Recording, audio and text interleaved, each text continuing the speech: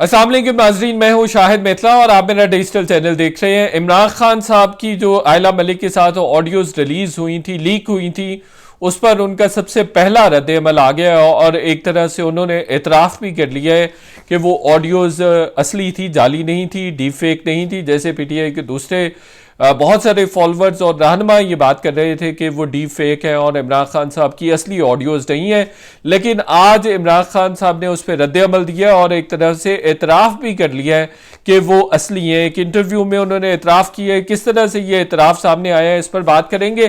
फिर जनरल बाजवा को एक मरतबा फिर उन्होंने तनकीद का निशाना बनाया कि जनरल बाजवा करप्शन को बुरा नहीं समझते थे। क्या बात हुई है, इस पर बात करेंगे। और फिर ये भी कि मज़ीद जो वीडियोस हैं उसका भी इमरान खान साहब ने इंदिया दिया है कि उनकी मज़ीद वीडियोस भी मार्केट में आ सकती हैं। इस्लामाबाद में तो खैर ये ख़बरें ज़ेर गर्दिश हैं कि इमरान खान साहब की जो वीडियोस हैं वो मुख्तलिफ मोबाइल फ़ोन्स पे मुख्तलिफ जर्नलिस्ट को या जो चीदा चीदा शख्सियात हैं उनको वो आ भी गई हैं। इस पर भी बात कर लेंगे कि क्या इसमें हकीकत है नहीं है। और फिर फौज के सियासी रोल के हवाले से भी इमरान खान साहब ने बात की है आज एक मरतबा फिर। हालांकि कभी वो कहते हैं कि फ़ौज को न्यूट्रल रहना चाहिए, कभी वो कहते हैं कि मेरा साथ देना चाहिए, और कभी जो है फ़ौज के हर तरह के रोल को वो सपोर्ट करते हैं, अप्रिशिएट करते हैं। तो इन सारे हवालों से इमरान खान साहब के दोहरे मयार को भी डिस्कस करेंगे। सबसे पहले जी, जो कुछ रोज़ पहले उनकी आयला मलिक के साथ ऑडियोज़ लीक हुई थी, मैंने बताया था आपको कि हमारे पास उस वक्त भी ख़बरें थी 2009, 10, 11, 12 में कि आयला मलिक साहिबा बनी गाला में शिफ्ट हो गई हैं या वो उनके साथ इमरान खान साहब के साथ मुआश्क है। लेकिन मैं ज़ाती तौर पर इस तरह की ऑडियोज़ लीक को कभी भी अप्रीशिएट नहीं करता हूँ, बल्कि मैं समझता हूँ कि हर एक का निजी मामला है और शायद इंसान अपने निजी मामलात में इसी तरह से कमज़ोर होता है। और हमारे बहुत सारे दोस्तों ने सोशल मीडिया पर ये डिबेट भी की कि उस आदमी को, इमरान खान साहब को तनकीद का निशाना बनाना चाहिए जो इन तमाम इक़दामात में या इन तमाम तरह के गुनाहों या जराइम में ख़ुद मुलव्वस नहीं है। तो ये एक बड़ी जेन्युइन सी बात है। लेकिन दूसरी तरफ ये भी बहस और ये भी पॉइंट ऑफ व्यू सुनने को मिला कि इमरान खान साहब मगरबी माशरों की बात करते हैं, लेकिन मगरबी माशरों में इस तरह की हिपोक्रेसी नहीं चलती। अगर किसी लीडर का, किसी रहनुमा का, किसी बहुत बड़ी सियासी शख्सियत का इस तरह का स्कैंडल सामने आ जाए तो उसको हमेशा हमेशा के लिए सियासत से दस्तबरदार होना पड़ता है। उसका सियासत में कोई मकाम, मर्तबा या कोई जगह नहीं रहती। अभी हाल ही में हमने देखा कि बरतानिया के जो वज़ीर थे वो सीनियर पोजीशन पे थे, सीनियर वज़ीर थे, उन्होंने लिफ्ट में अपनी जो एसोसिएट थी, जो अपनी असिस्टेंट थी, उसको लिफ्ट में किस किया, हक किया, और उसके बाद उनकी तमाम सियासत, उनका तमाम करियर तबाह हो गया। तो एक बहस ये भी थी कि हम शायद मगरबी माशरों से ज़्यादा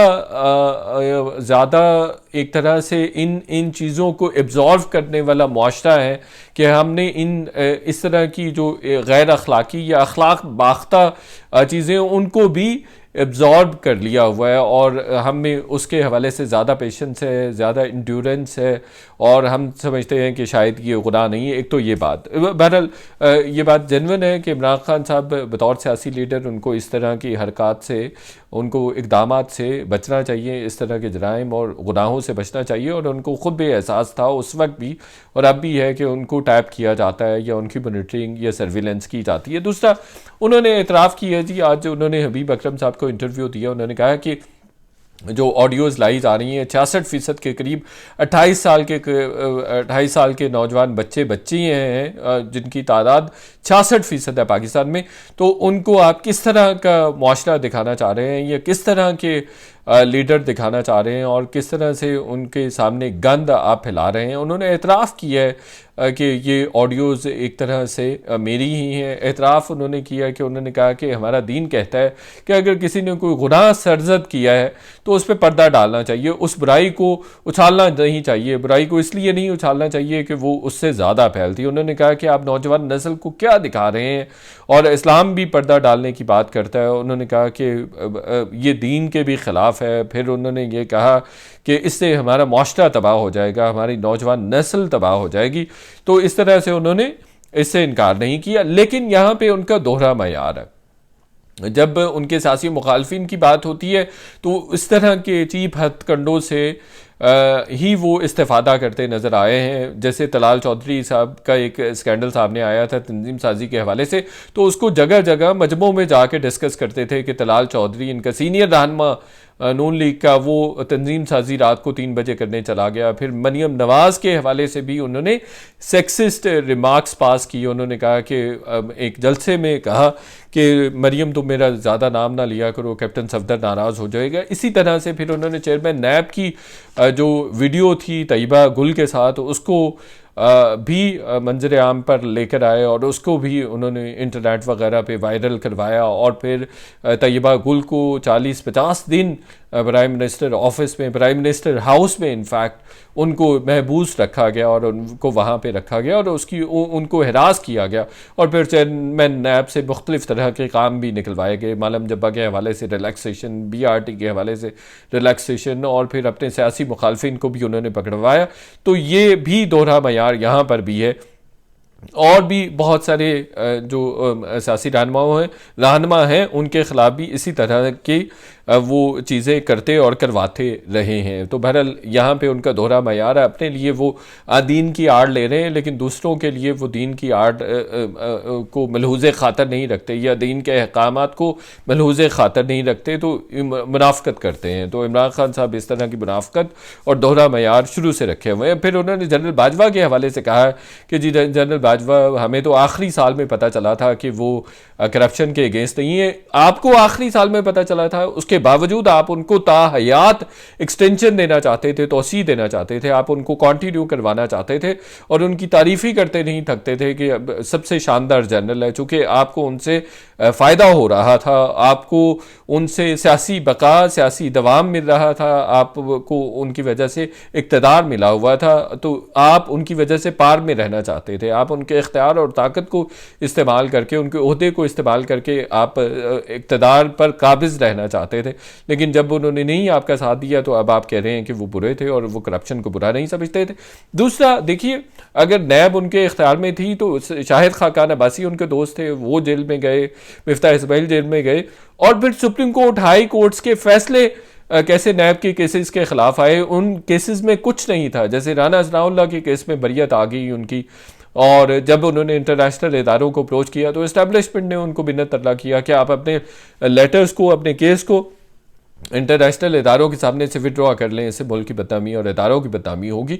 तो जो नैब के केसेस इन तमाम ख्वाजा साद रफ़ी, ख्वाजा आसिफ या दिगर जो रहनुमाओं के खिलाफ बनाए गए थे, उस पर बड़े सख्त रिमार्क्स आए हैं उसी सुप्रीम कोर्ट के, जहाँ से इमरान खान साहब आपको हमेशा रिलीफ मिलता है। तो उन्होंने भी बहुत दफ़ा कहा, जस्टिस खोसा के रिमार्क्स मुझे आज भी याद है, उन्होंने कहा कि नैब सियासी इंजीनियरिंग करता है, सियासी इंजीनियरिंग का टूल है, इदारा है, ये तो इसी पर्पज़ के लिए इस्तेमाल हो रहा है।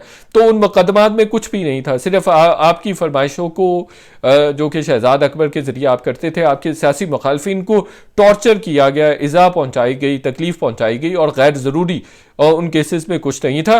तो आप तो इस तरह से आर्म ट्विस्टिंग नैब की भी कर रहे थे और सियासी मुखालफिन की भी कर रहे थे, और फिर चेयरमैन नैब को भी आप तोसी देना चाहते थे, आप 4 साल की तोसी देना चाह रहे थे। ये अपोजिशन थी, उनका भला हो जो उन्होंने एक्सटेंशन नहीं दी। बहरहाल चेयरमैन नैब भी मलिक रियाज और एस्टेब्लिशमेंट के लाए हुए थे। ये पूरी स्टोरी किसी दिन आपके सामने मैं रखूंगा। फिर आप जब करप्शन की बात करते हैं तो अल कादिर ट्रस्ट एक बड़ा स्कैंडल है, जो कि आपका ज़ाती है, तोशा खाना आपका ज़ाती स्कैंडल है। उस पर आप कहते हैं मेरी घड़ी मेरी मर्जी, और वो 15-20 अरब रुपए का स्कैंडल बन गया हुआ है। फराह गोगी की सफाइयाँ देते हैं कि वो किस तरह से अमीर हो गई, और ये जनरल बाजवा ने कहा था आपको कि फराह गोगी बेशुमार पैसे की धन रिज़्क़ की मालिक बन जाए।